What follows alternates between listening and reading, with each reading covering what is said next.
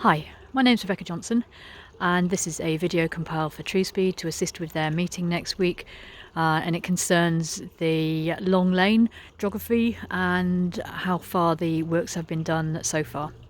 The road was closed for 3 days this week, which did seem to be a bit of a short time, and in that time Truespeed didn't bring their civils all the way up, so we'll probably have to pay for further road closure and for civil teams to come out again to complete the work.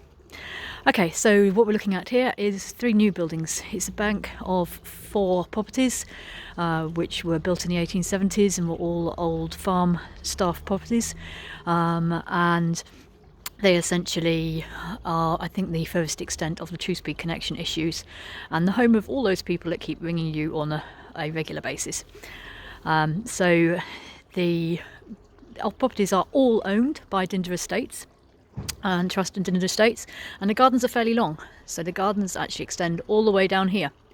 So I believe you have the permission to go through the gardens with your lines, so you could take them all the way down here on Long Lane rather than having to go up to our driveway or using the congested pole, which I think may be too congested for use anyway. So there's your option. Maybe if someone had come out, that might have helped. They probably did. So this is opposite the garages of Newhouse. I don't know if Newhouse is connecting. It's an old couple live there.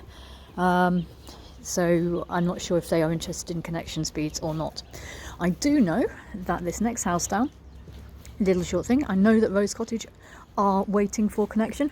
So they were equally perturbed as everyone else at new buildings that the works didn't complete. In fact, even more perturbed because they're about half the distance between the bottom of our garden and your actual end of your works. This next gateway by this car is a further cottage which I know has just been sold, so it is very likely that Truespeed will be asked for a further connection as soon as the new owners come in. But that's probably the reason that if they didn't sign up, if they haven't already. And then we come down to the court. So this is the selection of buildings that I believe the civils that were done this week will serve, because the civils go as far as here. So the road was closed for 3 days and the guys couldn't have got all the way up in 3 days. It just wasn't booked for long enough. But the extent of their work was just beyond that wall you can see there on the left hand side. So hopefully the properties within the court will now be connected as soon as possible, because they've been screaming for connections too. But it does feel as if Truespeed did completely miss a trick.